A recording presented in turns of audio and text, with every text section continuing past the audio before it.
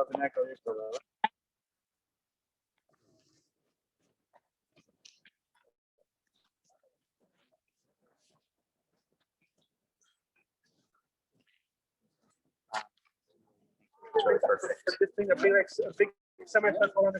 ask everyone to please gather with us here so you'll be able to hear the Divrei Hesped, but to please do so in a socially distant manner.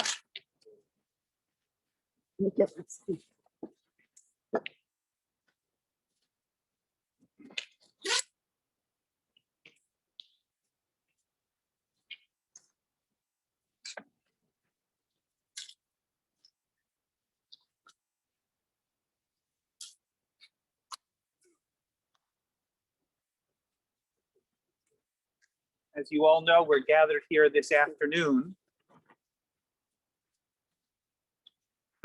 We're gathered here this afternoon to pay respects to an Ashes Chayil, to a beloved wife, to a dear mother, grandmother,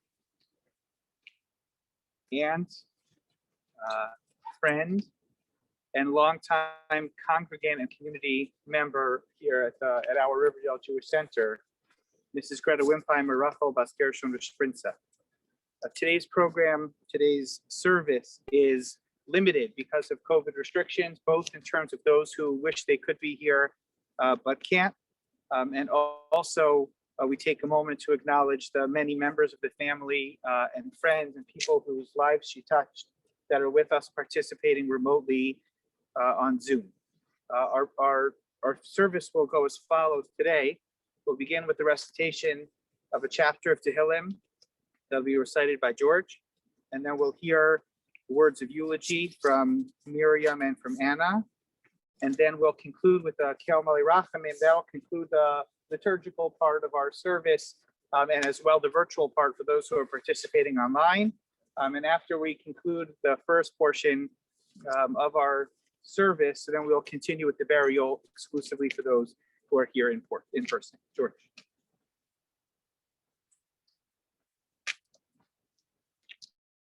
Stand right here.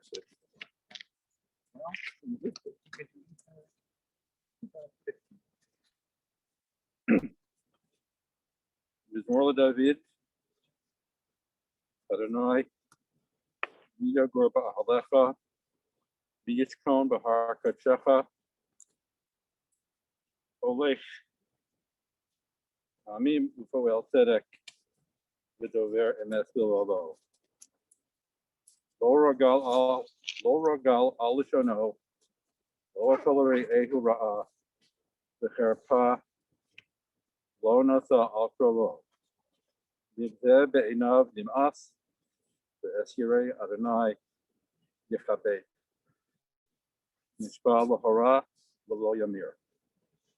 Haspol Lo Notan B'neshech, V'shochat Al Naki Lo Lakach, V'se Ele Lo Yimov Lo Ova. Miriam.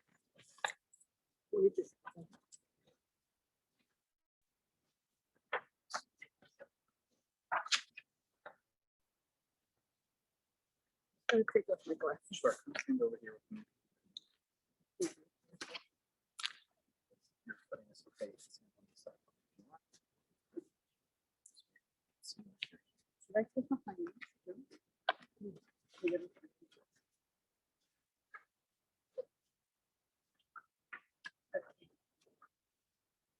At this very difficult moment, let me share a little bit with you about my mom. And I'm speaking for my brother as well. Greta was born in 1924 in Frankfurt am Main, Germany, the third child of four to George Freudenstein, an imaginative and successful businessman, and Charlotte Rosenberg, my beautiful and wise grandmother. The family was highly intellectual. Greta's uncle, Jacob Rosenberg, a scholar of Rembrandt, became professor of art history at Harvard and a curator of prints at the Fogg Art Museum. Greta's younger brother, Ferdinand, became a world-renowned professor of mechanical engineering at Columbia University and was considered the father of modern kinematics. It was said about him that he did for his field what Einstein did for theoretical physics. When Greta was 11 years old, the family fled the Nazis for safety in Belgium and then Holland. In the spring of 1937, after 2 years in Amsterdam, the family moved to England. They lived in London during the Blitz, moved briefly to Cambridge, and then spent several years in Llandudno, North Wales, where Greta attended the John Bright County School for her last year of high school. During this period, Greta's father and older brother Eric were sent into exile in Australia, since the British government regarded all adult male German citizens, even victims of Nazi anti-Semitism, as enemy aliens. In 1942, when she was 17 years old, Greta, her mother, and her younger brother Ferdinand sailed on an old British cargo boat through German U-boat infested waters from England to Trinidad. They remained there for 6 weeks until a distant cousin arranged for their visas to the United States. They arrived in New York Harbor in March of 1942. My mother used to describe to me London during the Blitz, the terror of running frequently to bomb shelters because one never knew where the bombs were going to fall. Having lived through the attacks of 9/11, I lived with my family 1 block from the former Twin Towers. I could finally truly empathize with her experience. Both my mother and father attended the Samson Rachel Hirsch School in Frankfurt. My father tells me that he first saw Greta when she came to school in a chauffeured car, and he was very friendly with Eric, Greta's older brother, who, like Felix, was 3 years older. They met again in 1942 after immigrating to the United States at a party on West End Avenue, the neighborhood where they both lived. Many people make their mark on the outside world, but we must not forget that those people are enabled by others who support them. Greta made her mark in the inside world of family. Her own mother, Charlotte Freudenstein, reached the advanced age of 99 and a half because Greta took care of her. And then when Greta could no longer take care of her by herself, she still managed her daily care, consulting with caregivers, picking her clothes, and preparing her food. She visited her mother, who lived next door, throughout the day. Greta was a very solid person who could always be relied on for help and support. She was married to my father for 72 years and was always a supportive and loving wife. Felix worked as a physician until age 97, 3 years ago, a feat which would not have been possible without Greta's unwavering support. She provided the infrastructure of my father's 73-year career in medicine, and Greta's kindness and support did not stop with her immediate family. Throughout the years, whenever there were relatives in distress, Greta took them in and acted in loco parentis. She was a very loving mother to my brother and I, and we will miss her greatly. For the most part, Greta was a woman whose domain was the home, but she was left-wing in her politics and had a lot of sympathy for people who are struggling across the world. One surprising thing I remember was that every spring during the 1970s and 1980s, she would get on a bus to go downtown to march for freedom for Soviet Jewry. I was surprised by her activism. A fact that now stands out for me when I think of my mother in the last years of her life was that she was a very brave and ultimately cheerful woman. She was going blind for at least 15 years from macular degeneration, the dry kind for which there is no treatment, and still managed to keep her spirits up and not to fall into depression. To the end, we enjoyed her sharp insights and wry sense of humor. And even in the late stages of dementia, Greta's constant sweet and kind nature always showed through. Eshet chayil miyimtza, berachok mipninim nichra, batach ba lev ba'ala, vishalal lo yachzar. Kimalatahu tov delo ra, kol yemei chayeha, darshat semer ufishtin.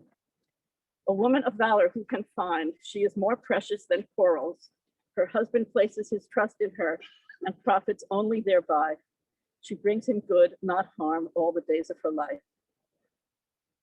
I want to thank all the people who took care of my mother and loved her so well. Thank you to her wonderful caregivers who held her hand in the night and gently spoke to her throughout the day. Irma D. Imelda Pasqua. Where are they? Come over. Irma D. Imelda Pasqua, Helen Abu Abu, and Adele Makasae. Irma, you were the Greta whisperer who for years could read Greta's feelings and needs when Greta could no longer express them. Your empathy for Greta was extraordinary, and your wise judgment about her changing situation was always astute. You were the first full-time caregiver for the family, and you set the bar for the very high standard of care that my parents received. Annie, your gentle patience and soft-spoken manner were a good match for Greta's sweet nature. Belen, you imbued Greta with your strong spirit and courage. And Adele, she's here. You sang Besame Mucho with Greta, as did Belen, and you and Belen got her to respond when responses were few indeed. Dora, thank you for all the care you gave to both my parents and for the 96 red roses you gave to my mother on her 96th birthday. The steadfast care. Oh, George, George and I depended on your care and were never let down.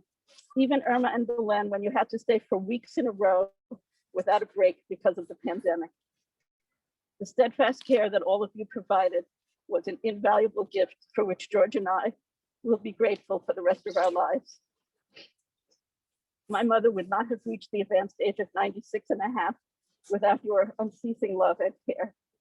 I know that she felt your deep love and kindness. Special thanks also to Shelley Nakagawa, our wonderful Calvary Home hospice nurse, who advised us so well on how to take care for Mama Greta. Thank you to Greta's wonderful doctors who cared for her so sensitively, Dr. Gerald Newberg, Dr. Dov Kahan, Dr. Michael Weiss, and Dr. Rajendra Bansal. I'm almost done. I want to thank my brother, George Wimpfheimer, who was the most loving son and watched over Greta throughout her old age. You stayed by our mother's side daily, and your presence provided her with so much solace and comfort. Lastly, I want to thank my wonderful father, Zichrono Livracha, who was a loving husband to Greta for 72 years, who urged her to remain cheerful in the face of time's onslaught, and until the very end, sitting together in their soft, lazy boy armchairs, would tell her, Greta, du bist die allerbeste, you are the best. And Greta would answer back at you.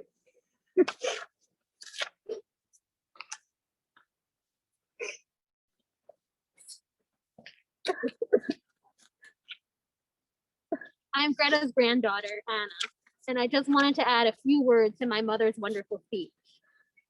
It feels appropriate to me that we are celebrating my grandmother now, so close to Passover, because some of my strongest childhood memories of her are from the beautiful seders she threw every year. They always started at 7 p.m. on the dot. I can still see her Passover table, which was impeccably set with my place card next to my grandfather's so that he could point things out to me in his Haggadah as he ran the Seder, and her own place card closest to the kitchen so that she could bring in her delicious pot roast, tzimmus, and matzah balls made with seltzer to keep them light. All of our family recipes are hers. She brought in each dish with perfect timing so that each one was inexplicably still hot, regardless of how long we had spent doing muggy that year. She would cook a 4-course meal for 10 people and still open the door just on time, completely calm, with her hair perfectly coiffed. My grandmother had incredible poise under pressure. She did not speak often about the persecution her family faced in Germany, but she did tell me about listening to Winston Churchill on the radio every week during the London Blitz. She and my grandfather once sang in unison a song that they had both heard the Hitler Youth sing outside their windows as children. They barely knew each other at the time, but they both knew the same song. A few years ago, I did some research. I found the ship manifest of the SS George Washington from March 7th, 1942. Greta, who was 17 at the time, arrived in New York with her mother Charlotte and her little brother Ferdinand. The official who filled out the ship manifest reported that Greta could read and write German and English, that she was of the Hebrew race, that her last residence was Llandudno, Wales, that she was neither a polygamist nor an anarchist, that she was going to meet Professor Jacob Rosenberg at Harvard University, and that she was 5'5". That all seems correct to me, except that my grandmother was 5'1". But I like to imagine that even as a 17-year-old traveling across the ocean in a world war without her father to a country she had never seen, Greta already gave off so much of her quintessential elegance and poise that the harried officer was compelled to add 4 inches. I also wanted to speak a little bit about my grandmother's sense of humor. You would never expect it from someone so quiet and dignified, but she had impeccable comedic timing. At she and my grandfather's 71st anniversary dinner at Kai Fan, her favorite Chinese kosher restaurant, I had them play the newlywed game. I asked my grandfather what he first liked about my grandmother when he met her. Well, he said, she was smart, and she was beautiful, and she came from a good family, and she had gute Gesenget, which he translated to mean she had a good character. I then asked my grandmother, when you first met Grandpa, what did you like about him? She turned to him and appeared to sort of look him up and down. And she said, well, he was handsome, I thought. Yesterday morning, after my grandmother stopped responding, my mother and I, along with her wonderful aides, Irma, Belen, and Emmy, who have kept her healthy and elegant for so long, along with Adele, surrounded her bed. We held her hand and told her how much we loved her and that she would be with my grandfather soon. At first, we weren't sure if she could understand us, but then we saw 2 tears drop down her cheek. As always, her timing was perfect. We love you, Grandma.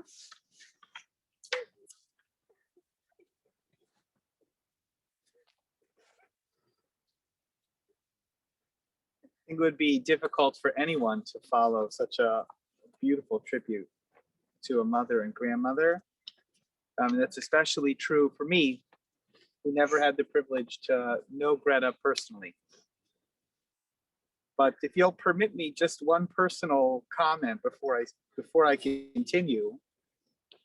Last night, the family, Yitzchak and Miriam and George and their children were kind enough to spend some time with me on the phone and recollect about who Greta Wimpfheimer was.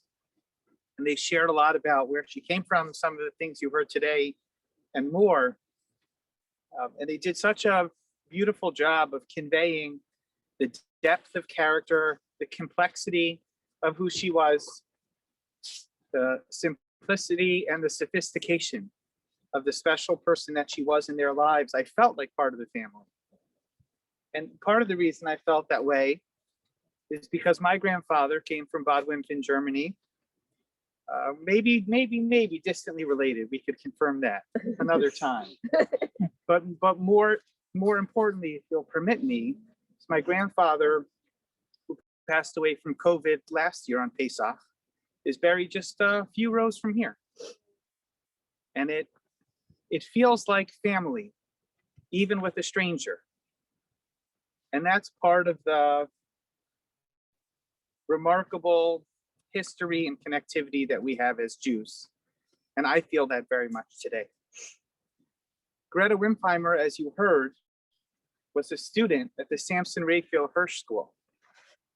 And not because of any family connections, but every year during the Pesach season, I think about Samson Raphael Hirsch because of one of my favorite comments that he writes in his entire collection of thoughts on the Chumash. Rav Hirsch teaches us that there is a unique feature to the Paschal lamb, to the ritual sacrifice of the Karban Pesach, that is different from all other sacrifices that are brought in the temple throughout the Jewish year in the times that the temple stood. There are sacrifices that are brought by individuals because of their own unique experience. They have a private ritual experience. And then there are sacrifices that are brought in the temple on behalf of the entire tzibur. They're communal or national. The Karban Pesach, like Greta Wimpfheimer's complexity, is also a complex kind of service.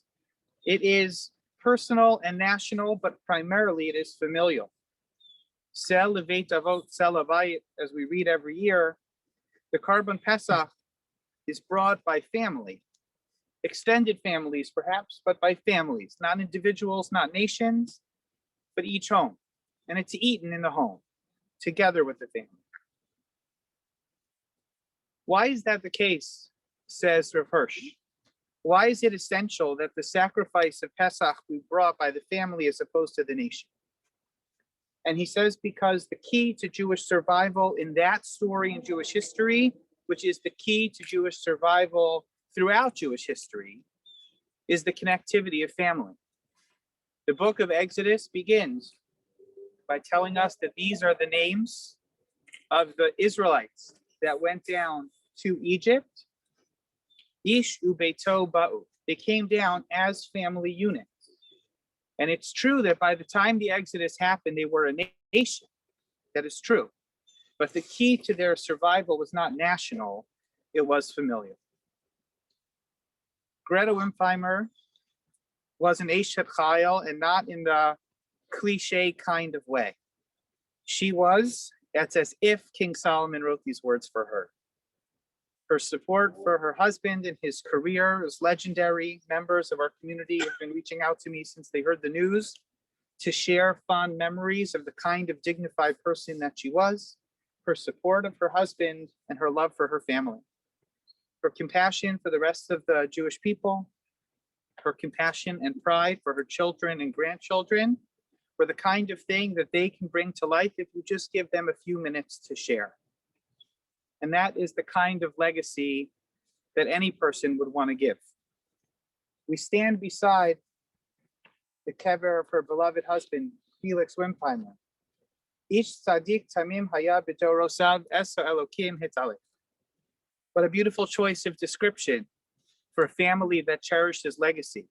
Because at the beginning of the story of Noah, the question is, how will he be remembered for the rest of history? Greta Wimpfheimer will be remembered the same way, because she cherished, she appreciated, and she magnified the power of family. She led by example, and she built a family that will remember her forever. The Vilna Gaon comments, probably not so different from the newlywed game, although in a certain sense very different. The Vilna Gaon tells us, Sheker hachein behevel hayofi isha yirat Hashem hitis halal. Do we care about how handsome someone is or how beautiful someone is? Not necessarily. But says the Vilna Gaon, when it's an isha yirat Hashem, when it's a God-fearing woman, then you can appreciate the yofi, you can appreciate the chen in who that person was even more. That is the life of Greta Wimpfheimer, but more importantly, I think that's the legacy of who she was. For her immediate family, for her nieces and nephews, and for all the people who she touched in life, she reinforced this eternal Jewish value that we will celebrate in just a week and a half's time. And I have no doubt that the members of her family will think of her at their Pesach Seder every year, at their Shabbat tables, and at their family gatherings that she reinforced that will last for generation to generation. Tehei nishmas Rachel bas Gershon v'Sprinza tzrura b'tzrura chayim. May the soul of Greta Wimpfheimer be bound in the bonds of eternal life. El Mali Rachamim, Shochein Bamromim, Amtzei Menucha Nechona al Kanfei HaShechina, B'malos Kedoshim Uteorim, Kizohar Rakia Masirim, Es Nishmas Rachel bas Gershon v'Sprinza, Sheholcha Liolama.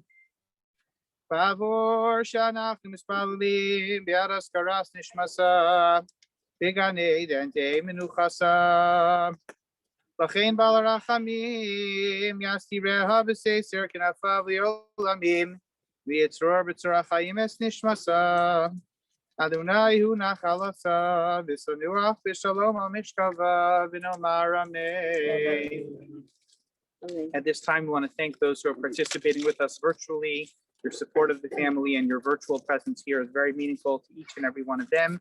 We'll sign off from the Zoom in a second and begin with the burial process. For those who are here, it's a sacred task to be able to participate in the burial of someone who we loved and made our world